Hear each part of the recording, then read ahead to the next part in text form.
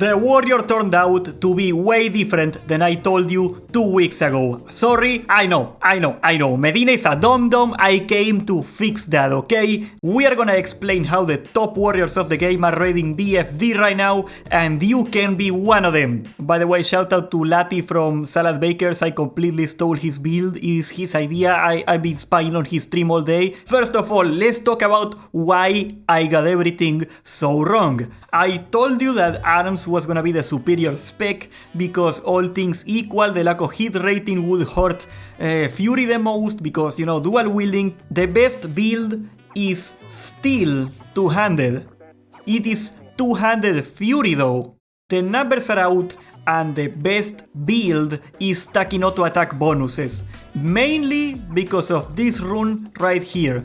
Frenzied Assault. This rune is a 20% attack speed bonus. Turns out, Fury likes attack speed way more than Arms. The main thing I got wrong with Arms is that now 5% crit is more valuable than the bleeding effect.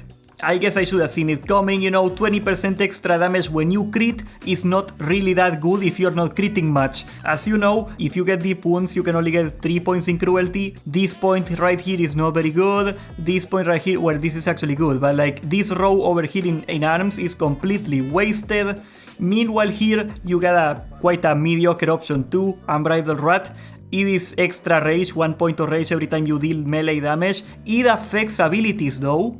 So it is not that bad at this level early on, it is still kinda crap. Compared to this row over here, which is no damage increase whatsoever, this is better. And now we're gonna take improved cleave here, 100% extra damage on cleave that only affects the bonus damage that you get and not the actual total damage that you do with cleave, yes. But at level 25, the base damage you get from it is actually pretty significant. So this is unironically a good DPS increase right now, especially the less gear you have. You can take 1 less point here and go for Piercing Howl. If you wanna PvP, this is a very useful AoE slow. Otherwise, you wanna go full DPS, we're gonna go Improved Cleave over here. And then we're gonna take Improved Heroic Strike. Why are we going Improved Heroic Strike here? This is level 25 by the way. We're going Improved Heroic Strike over here because of this rune right here. Quick Strike.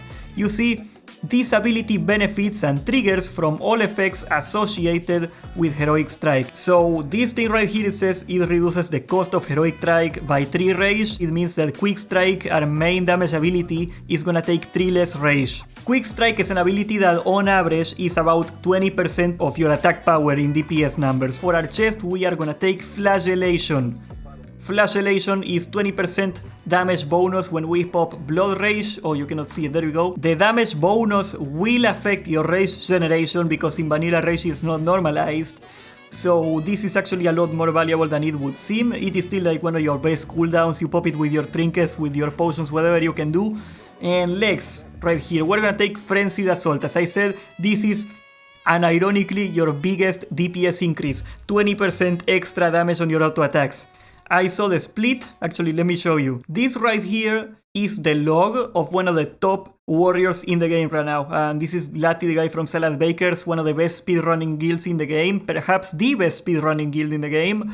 66% of his damage is auto attacks. 7.26% is Quick Strike. I forgot another caveat. If you are farming trash, Victory Rush is actually unironically better. You can only use it when you kill a mob, and of course that is useless in a boss because you're only gonna kill one mob, the boss. But if you're killing trash and you're killing mobs constantly, Victory Rush is much more damage. Maybe in a fight with a lot of ads that would work, yeah, probably not. Your stat priority is still the same. We are gonna take strength or attack power. Remember, 2 attack power is the same as 1 strength.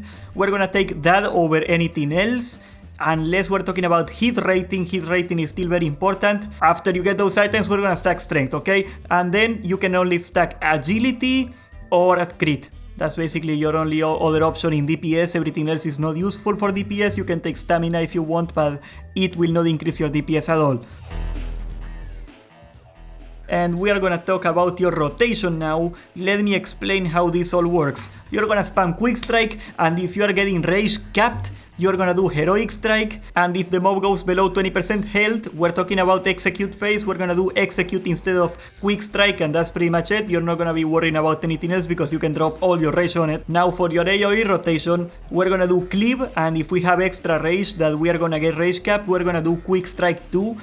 Cleave should eat through all your rage anyway, probably. It kinda sucks for AoE, but there is one trick I'm gonna tell you for doing better AoE damage in a second. Now I think this is very important. Now that we know the information, I am gonna talk to you about the most important gear you can get, and that is your hit gear. If you are an orc, your best in slot is gonna be still a sword.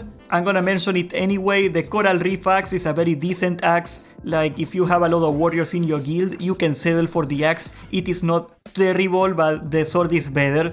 The sword that is the best in slot for everybody is the Phantom Blade, because the Phantom Blade has 1% hit, and it also has a proc hit on chance of doing like 80 damage in AoE in a cone in front of you. That is outrageously stupid. So you do have AoE now. Then you also gotta get your Blacksmithing Epic Chest Piece, that is 1% hit. The Shining Silver Breastplate, very important, you gotta get Blacksmithing. I'm afraid you cannot really avoid it, it is huge. And the other hit item that is super important is the Sharpening Stone, the enchanted one you can get from Blacksmiths too. It is cheap and it is 2% free hit, it is broken. You can only use it in BFD, but it is insane. So in theory you can get 4% hit from all your gear that we know yet. I also want to mention yet another more rare sword that got discovered. This is the Deadly Strike of the Hydra. It is an epic version of an old BFD item that was missing.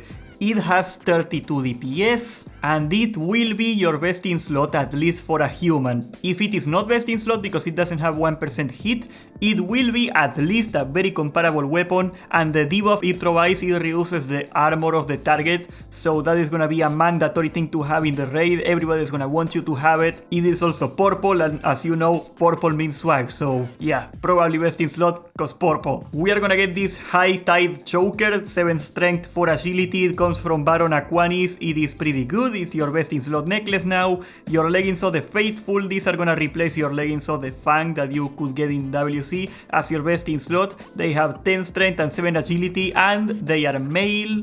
There is also gonna be a new trinket from BFD that has 18 attack power and 10 shadow resistance. You gotta do a quest to do it. It is not that hard to get. You can do it pretty easily if you clear BFD, and it is huge because you got no real trinkets at this level yet. And that should cover more or less all the BFD items that got discovered so far. Hopefully no other item is gonna get discovered by the time this video comes out like last time. I swear, every time I got them, try to make a video, the day after something changes and I look like a dum-dum every single time. Alright, back to Polo Shirt Medina. Of course, if we could get an item that gave you extra weapon skill, that would be even better, but we haven't found any of that gear yet. Overall, the warrior did not come out as a top spec in Season of Discovery, but it's no pushover either. It is comfortably right there in the top 6, top 5 of the specs, and it is only a matter of time until enough gear comes in that the true potential of the warrior is gonna show up. They are the ultimate scaling class after all. Subscribe, leave a like, join the Discord, and thank you for watching.